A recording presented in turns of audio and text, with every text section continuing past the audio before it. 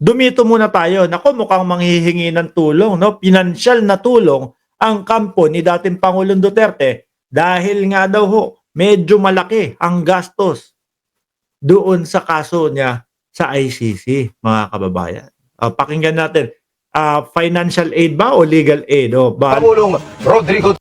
Pakinggan natin. Ako naniniwala ko, yakang-yaka daw ng mga Duterte. Lalo na kung totoo yung pinakita, yung dinaanan ng ng tricycle driver, yung napakalaki at pagkalaki-laki na bahay ni Pulong Duterte doon sa Davao, kayang-kaya nila to. No? Kayang-kaya nila tong pondohan. Pinag-iisipan ni Vice President Sara Duterte na mag-apply ng legal aid sa ICC para pondohan ang pagdepensa sa amang si dating Pangulong Rodrigo Duterte. Sabi niya, we already lost FPRRD, kaya tututukan niya kung sino ang dapat mapanagot niya sa nangyari. Yan. Mukhang ito na ang umpisa ng paghihigante ni BP Sara, mga kababayan. Yun ang di ko naintindihan kay Amy. Mas maingay pa siya kaysa kay Hanilet. Anong meron? Hindi ho natin alam. Di ba, Ma'am Brenda Barton? Tuloy.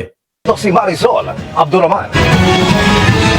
Namin na budget ngayong taon. Sa kanyang press conference, matapos dumalo sa Senate hearing, napag-usapan ng legal team ni dating Pangulong Rodrigo Duterte na binubuo ng mga dayuhang abogado.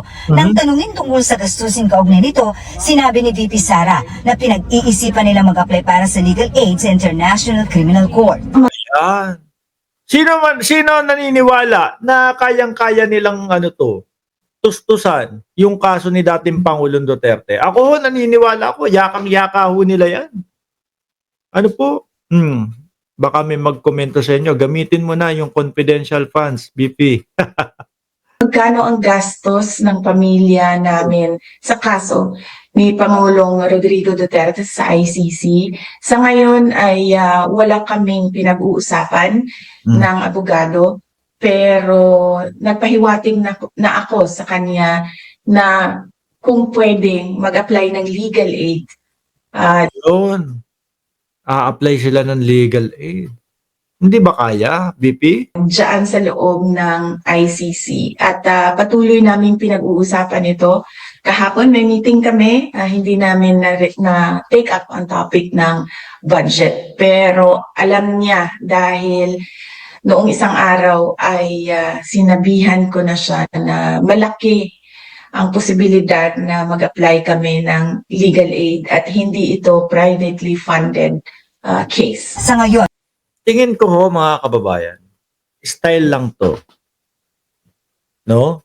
Tingin ko estilo lang ho nila to. Para pagmukain sa mamamayang Pilipino, eto, pinagbibintangan nyo ko na lumulus tayo ng confidential funds. Pero eto, wala kaming pera. Kulang ang pera namin para dun sa laki ng gastusin para kay dating Pangulong Duterte. Tingin nyo ho, ako, ganun lang ho yung ganun lang ho yung nababasa ko.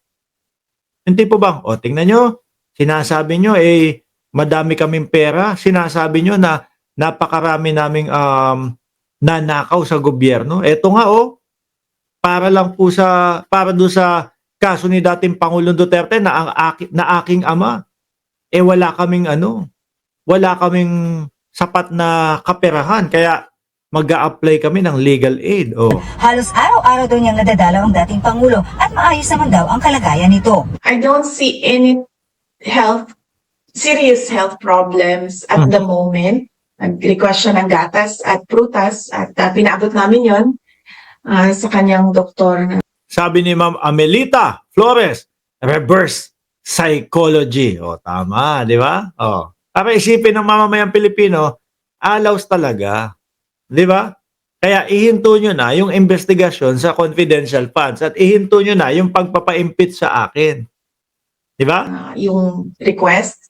Sa kabila ng pagiging abala, pagtitiyak ng bise, hindi niya napapabayaan ang kanyang trabaho kahit nananatili pa rin siya sa the Netherlands. At bukod daw sa pagiging bise, may tungkulin daw siya sa ama na isang Pilipino. Huwag na natin isipin na tatay ko siya.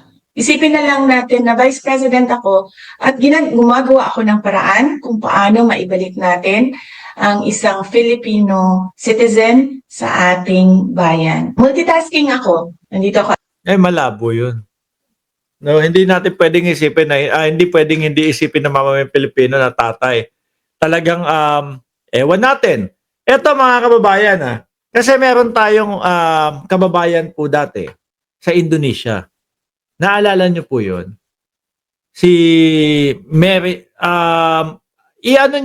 nakalimutan ko lang yung yung family name pero si Mary Jane. Na eto nga lang yung si Pangulong Bongbong Marcos ang umupo, mga bossing, binigyan ng panahon ng ni Pangulong Bongbong Marcos para maiuwi po, no, ng buhay yung kababayan natin. Doon naniniwala talaga ako na talagang pinukusan po. Pero ang dating Pangulong Duterte, hindi po pinukusan yun.